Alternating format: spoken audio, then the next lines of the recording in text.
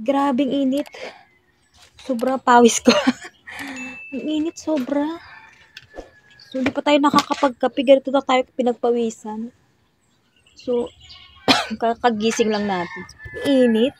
So, yan. Nilagyan ko ng mga karton yung bubong na yan kasi yung singaw ng yero sobrang init. So, bali pa tayo nakakapagkape pero pawis na tayo, diba?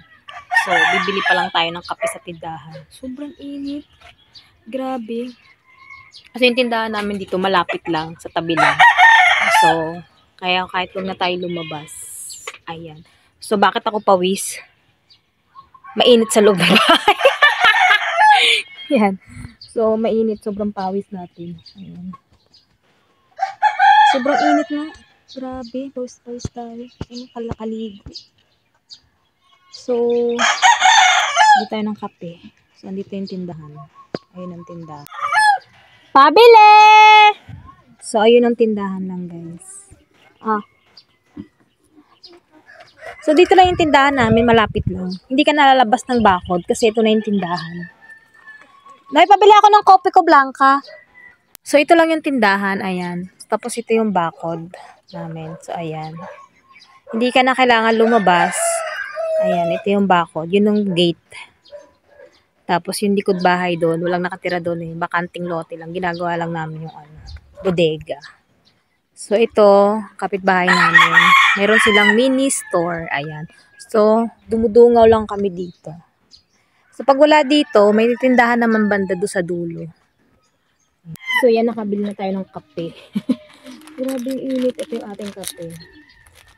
So, wala naman tayo mainit. So, mag-iinit tayo. So, ilalapag muna kita dyan. Dyan ka lang muna. So, ayan. Ang init, grabe. So, bibili tayo ng... Ay, nang lubugalit.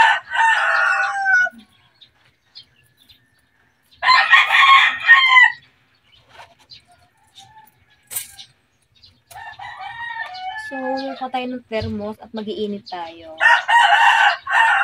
Diba? Kahit mainit, magkakape pa din. Ay! Bumili ako ng kape. Meron pa pala ako ditong isa. Ayan. So, ito yung takuri. So, dito lang tayo kumukuha ng mainit dito tayo sa gripo. Ayan. Gripo lang tayo kumukuha para tipid sa tubig. Ayan. So, ito yung mga hinugasan ko kagabi. So, daming-dami yun din. Dito tayo kumukuha ng tubig.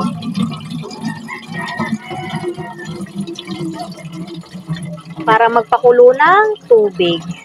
So, kahit mainit ang panahon, hindi natin makakalimutan magkape. Andito naman yung ating mahiwagang kalan. So, ayan. So, dito naman nagluluto minsan yung si Joel kapag gusto niya magkape. So, ako dito. So, sisindihan naman natin ng panindi. So, ayan na. Napalakas natin yung apoy. Isalang na natin. Ayan. So, wait natin magkape. Naan na natin. So, ayan. Maghuhugas tayo ng ating baso. Pero, sa atin na tayo, guys. So, ito yung paborito kong salamin kasi sobrang laki niya, guys. Ayan. Sobrang laki niya. Pwede kang mag-selfie dito. Ayan. So, yung dalawang motor ni Joel, andi dito. Ayan, o. Dalawang motor niya. Hindi niya dinala kasi nasa hospital nga siya. So, siguro kaya niya idiwan dito para din siya magbayad ng parking. So, ayan. So, maghugas tayo ng ay, hindi. Nakahugas na pala yung ating baso. So, magtitimpla na lang tayo. Ito yung sa akin. Ito yung sa panganay. Kinain ko ng gatas.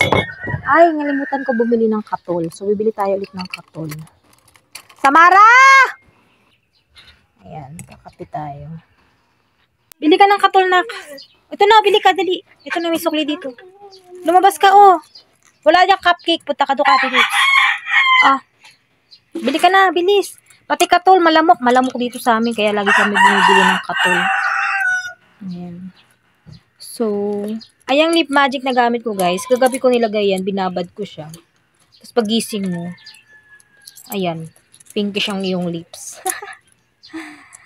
Samara, bili ka katol! Ang lamok sobra. Ang dami kong kagat sa lips. Ayun guys, ang dami. Ayan oh, mga red. Ayan, red. Ayan. Ang dami. Ayan oh. Ayan.